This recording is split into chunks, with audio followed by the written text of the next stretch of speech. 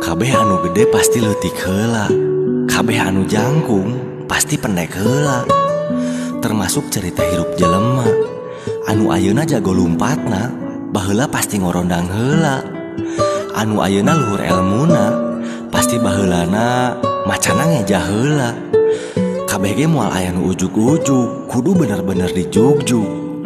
Loba jelema nu hayang menang amis, tapi sifat jeung kalakuanna statis.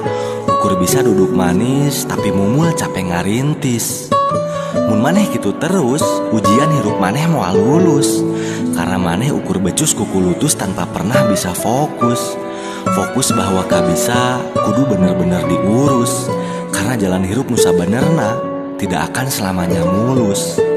Jadi intina, lain bakal jadi naon jeung geus boga naon. Tapi selama hirup maneh geus ngalakukeun